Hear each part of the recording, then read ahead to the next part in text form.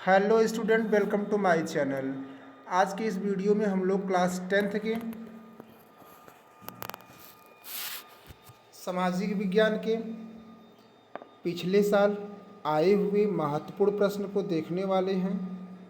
तो अगर आप चैनल पे पहली बार हैं तो चैनल को सब्सक्राइब कर लीजिए, बेल आइकन को प्रेस कर लीजिए ताकि इस प्रकार का जो PYQ सीरीज है वह आपको हमेशा मिलता रहे। हमारा टारगेट है कि जब से आपका MCQ बेस्ड लॉन्च हुआ है, अर्थात 2023, 2024, 2025 और 26 का उपलब्ध हो जाएगा तो उसका भी, नहीं तो 2023, 24, 25 ये तीनों साल का PYQ आपका इस चैनल के माध्यम से प्रोवाइड किया जाए ताकि आपको ये अंदाज़ा लग पाए कि बोर्ड एग्ज़ाम में किस प्रकार के प्रश्न आते हैं, जिससे आपकी तैयारी और बेहतर हो पाए। तो चलिए बिना किसी देरी किए आज के हम पहले प्रश्न से स्टार्ट करते हैं। तो पहला प्रश्न है, निरंकुशवाद का तात्पर्य है ऐसी शासन व्यवस्था जिसमें सत्ता पर जनता का अंकुश होता है। दूसरा ऑप्शन है, ऐसी शासन व्यवस्था जिसमें सत्ता पर किसी का अंकुश नहीं होता। तीसरा है, ऐसी शासन व्यवस्था जिसमें सत्ता पर कुछ व्यक्तियों का अंकुश होता है। चौथा है, ऐसी शासन व्यवस्था जिसमें बहुसंख्यक का सत्ता पर अंकुश होता है। तो इस प्रश्न का आपको राइट आंसर बताना है। इस प्रश्न का जो राइट आंसर होगा ऑप्शन नंबर बी, ऐसी शासन व्यवस्था जिसमें सत्ता पर किसी का अंकुश नहीं होता है। चलिए अगले प्रश्न तरफ बढ़ते हैं। दूसरा प्रश्न है कि उदारवाद से क्या तात्पर्य है। पहला ऑप्शन है निजी संपत्ति का अभाव। दूसरा है राज्य द्वारा आर्थिक गतिविधियों पर पाबंदी। तीसरा है व्यक्ति को स्वतंत्रता तथा कानून की समझ समानता। चौथा है कुछ लोगों के हाथ में शासन की शक्ति। तो प्रश्न नंबर सेकंड का सेकंड ऑप्शन बी सही है, राज्य द्वारा आर्थिक गतिविधियों पर पाबंदी। अगला प्रश्न है, जलियांवाला बाग कांड में गोलियां किसने चलाई। पहला माउंटबेटन, दूसरा लॉर्ड डलहौजी सॉरी, तीसरा लॉर्ड इरविन, चौथा जनरल डायर। तो डियर स्टूडेंट, इस प्रश्न का राइट आंसर है जनरल डायर। अगला प्रश्न है कि जर्मनी के एकीकरण के में प्रमुख भूमिका किसकी थी। हिटलर की, लीनी की, बिस्मार्क की। सी ऑप्शन, डी ऑप्शन है महात्मा गांधी की। तो right answer C Bismarck. Chauri Chaura कांड कब हुआ। 1920 पहला ऑप्शन, बी 1919, सी 1922, डी 1929। तो राइट आंसर होगा सी 1922। विभिन्न स्तरों पर सत्ता का बंटवारा कहलाता है। सामुदायिक सरकार, बी गठबंधन सरकार, सी संघीय सरकार, डी एकात्मक शासन। तो 6 का जो राइट आंसर होगा डियर स्टूडेंट वो होगा सी संघीय सरकार। अगला प्रश्न है कि हिंदी किस प्रकार की भाषा है।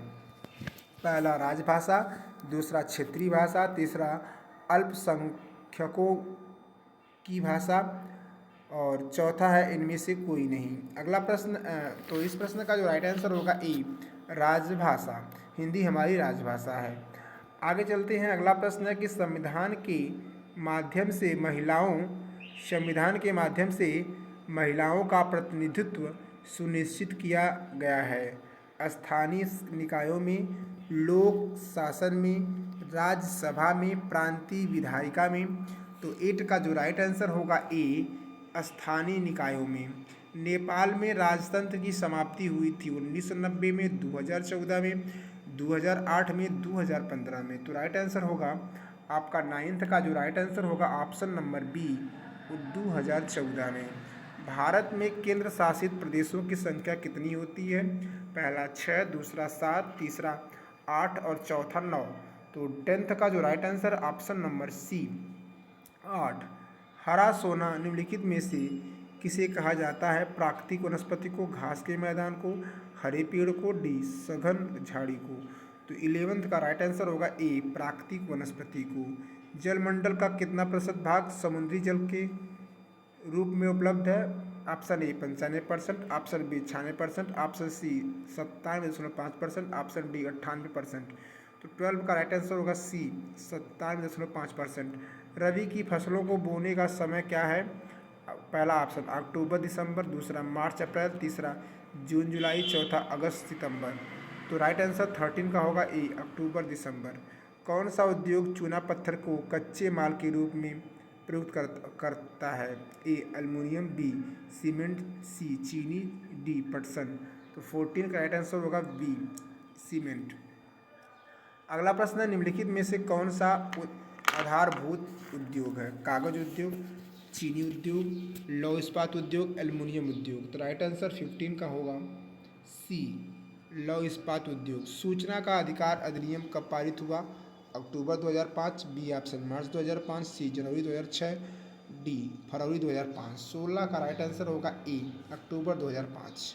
भारत में आर्थिक उदारीकरण की शुरुआत कब हुई? वर्ष 1991, वर्ष 1989, वर्ष 1995, वर्ष 1960। 17 का राइट आंसर होगा वर्ष 1991। विकास का महत्वपूर्ण घटक है? ए आय, बी औसत आय, सी राष्ट्रीय विकास, डी उच्च विकास। तो राइट आंसर 18 का होगा बी औसत आय। जब एक देश में एक स्थान से दूसरे स्थान पर व्यापार किया जाता है तो उसे क्या कहते हैं? पहला ऑप्शन है आंतरिक व्यापार, दूसरा है अंतर्राष्ट्रीय व्यापार, तीसरा है बाहरी व्यापार, चौथा स्थानीय व्यापार। तो 19 का राइट आंसर होगा ए आंतरिक व्यापार। आज का आखिरी प्रश्न है, शिशु मृत्यु अनुपात निकाला जाता है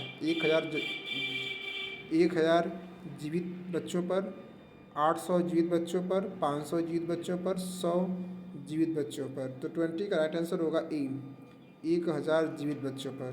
तो आज के इस वीडियो में बस इतना ही। उम्मीद करते हैं कि आपको हमारे द्वारा बनाई गई वीडियो बेहद अच्छी लगती होगी।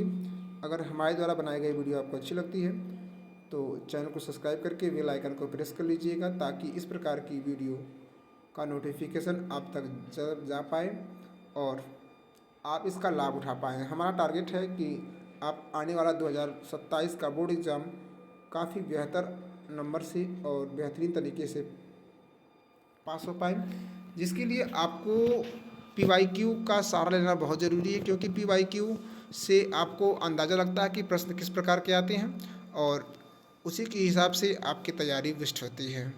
तो अगर अपने दोस्तों को नहीं बताए हैं तो बता दीजिएगा कि PYQ यहाँ पर बड़े आसानी से मिल रहा है, तो आप इसका लाभ उठा पाते हैं।